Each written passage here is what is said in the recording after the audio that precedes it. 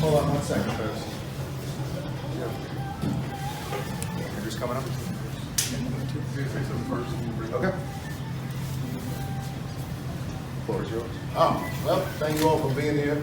It's not something I'm really accustomed to doing, but I think it's important, so I'm here to do it. And if you got any questions, Can you talk about how you learned about Andrew Yang and then what about his message you liked and why did you decide to get involved in it? Okay, good question. First time I heard Andrew Yang, a friend of mine, I called a friend of mine after the first debates, one of the early debates. I said, I didn't see the debate. I said, who did you like? He said, I like the Chinese guy. I thought he was joking. And he told me about Andrew Yang. It was the first time I heard of him. Months later, when my special was coming out, Andrew posted something on Twitter saying, oh, I like Dave Chappelle, he's one of my favorite comedians.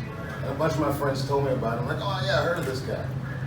It just so happened that week, one of my neighbors had given me his book. I was on a flight, I read the book, couldn't believe what I read. So I had my wife reach out to his campaign.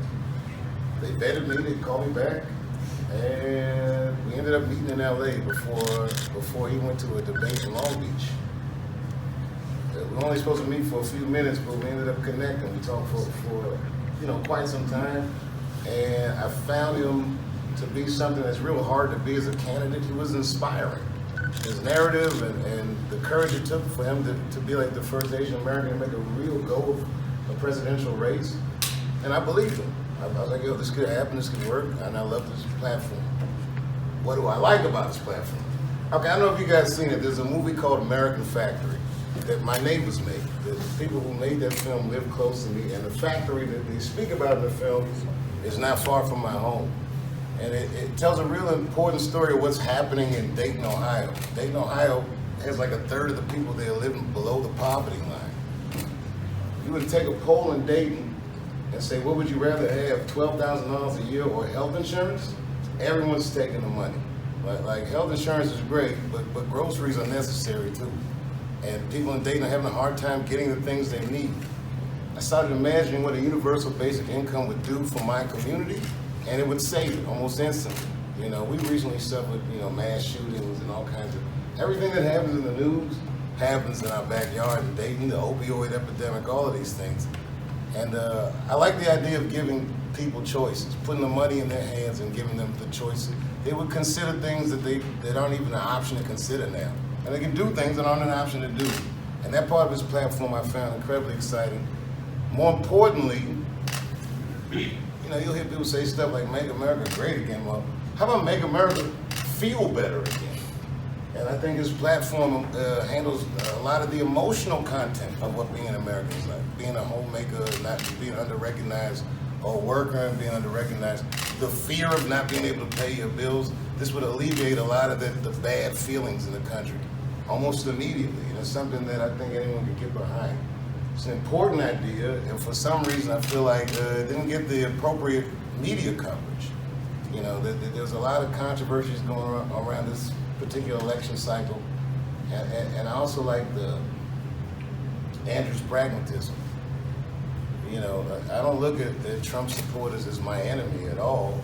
I understand why people vote for Trump. I understand people are desperate, and I think that Andrew's right. You run against the reasons that Trump got elected. I got friends on both sides of the political aisle. I got fans on both sides of the political aisle.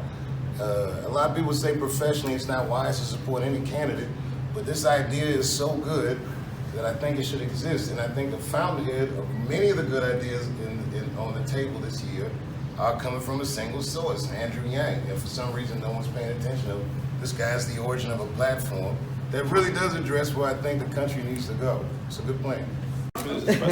Well, I think that I don't know anything about your caucus process. Like, I've asked locals about it. They say it's like playing musical chairs. But I know it does set the tone for the rest of the election. What I'm trying to do is make people aware of an option that I think is fantastic. People are always going to do what they want to do. I don't want to be insulting to people and say, oh, I'm a nightclub comedian. That's what I do. I'm not an expert on anything, but I live in Dayton. I understand why this platform is formidable.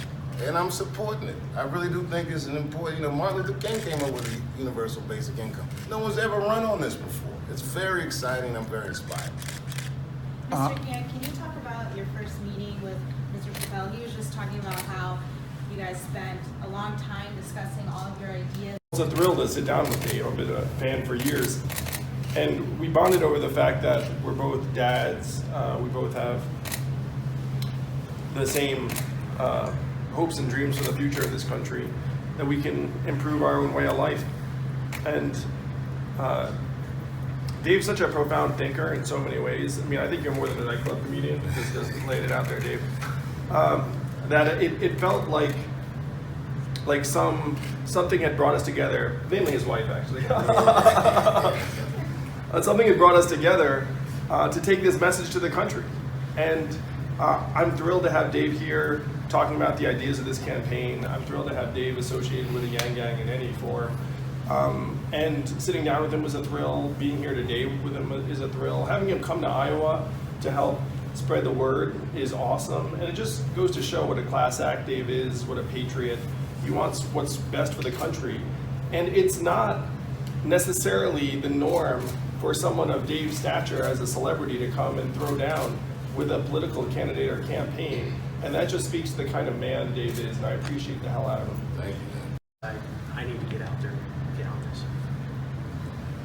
I mean, it's pivotal, but like Andrew Yang projected, like so many experts project, the job market will change so much in the next decade.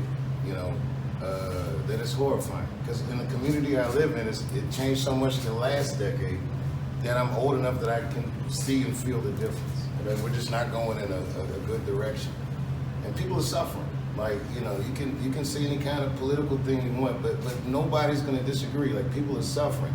I live near. I've done so well in the last few years. The wealth disparity between me and my neighbors is immense. It's heartbreaking. And if you know that a third of the people up the street can't buy groceries, then you start to feel an imperative of concern. It's not the kind of thing that I would just like in secret and hope for the best. I said, well, I should say something.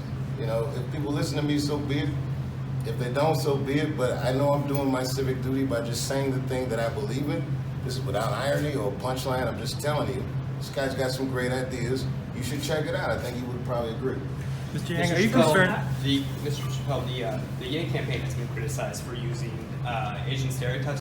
As a comedian, do you think the use of this stereotypes in a sense of humor way lessens the negative effects that it may have? Potentially. I mean, this is a very broad and philosophical question that I'm not prepared to answer in this context. But potentially, yes. I wouldn't worry about those types of things. I think that people are combing through every statement nowadays to find fault in it. But whatever fault you find in any statement, you can't ignore the virtue or the purpose of what's behind it. And the virtue in this case is that he's literally trying to make life better for millions of people.